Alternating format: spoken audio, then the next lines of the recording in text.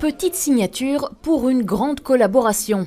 Et ici, de manière plus officielle, ce document, appelé déclaration d'intention, va permettre d'améliorer la coopération entre les 3 régions sur plusieurs aspects.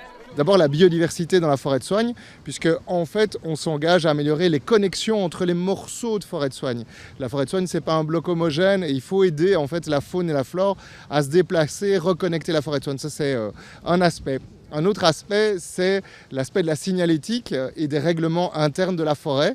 Progressivement, en fait, qu'on soit en Flandre, en Wallonie ou à Bruxelles, la signalétique et la réglementation, ce sera la même chose. Une collaboration qui concerne ce qu'on appelle les forêts du Brabant.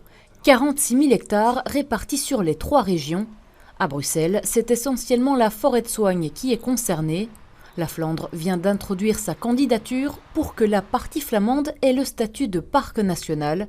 La région bruxelloise espère la même chose, même si ce ne sera pas pour tout de suite. Au niveau bruxellois, l'objectif est également de donner ce statut à la partie bruxelloise de la forêt de soigne, donc dans un premier temps. Après, on verra pour étendre le cas échéant ce statut à d'autres sites naturels, etc. autour de la forêt de soigne.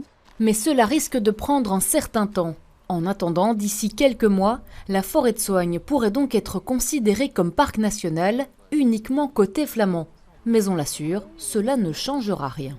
Les régions, elles se sont engagées et elles s'engagent maintenant avec cette collaboration à ce que le niveau de protection des morceaux de forêt soit le même, qu'on soit en Wallonie, en Flandre ou à Bruxelles. La Flandre devrait avoir sa réponse d'ici la fin de l'année.